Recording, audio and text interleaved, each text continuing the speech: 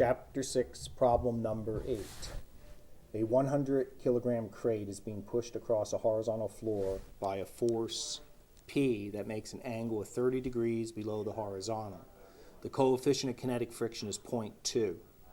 What should be the magnitude of P so that the net work done by it and the kinetic frictional force is 0?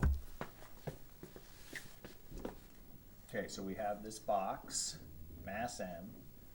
A force P is being exerted at an angle below the horizontal.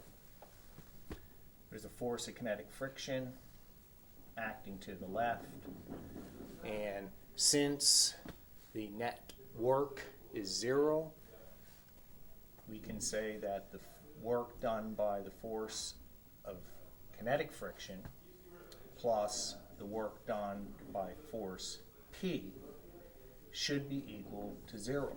So in other words, the work done by friction is equal to the negative of the work done by force P. Now the other forces acting are, of course, the weight of the box. Now the normal force should be equal to the weight of the box plus the y component of P. So the normal force is approximately that large. Notice it's bigger than the weight because the box is being pushed down into the ground. So the normal force has to be greater than the weight in order for the box not to accelerate vertically on the surface. So what is the work done by friction? Okay, that would be equal to the force of kinetic friction, which is mu k, times the normal force, times the cosine of the angle between the force of friction and the displacement, which is to the right, multiplied by the displacement. So we have to put in delta x and then the cosine of 180. Okay, so this is the work done by the force of kinetic friction. That's equal to the negative of the work done by force P. So that would be the magnitude of P multiplied by the magnitude of displacement multiplied by the cosine of the angle between the direction of the displacement and the direction of P, which is 30 degrees.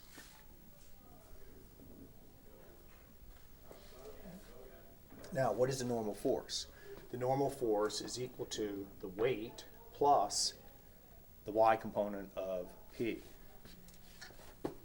So this is equal to the weight plus Py.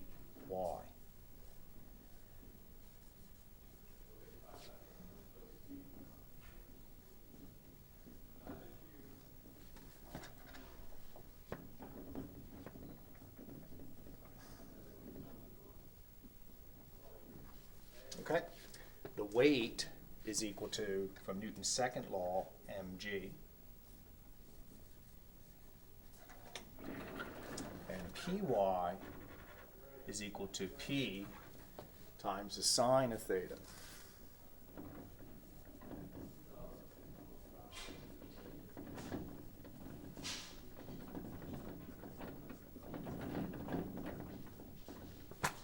So all that you need to do now is substitute in the values.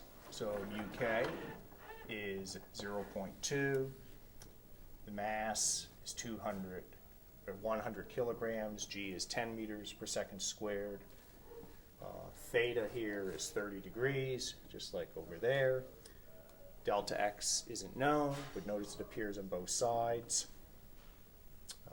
And solve for P.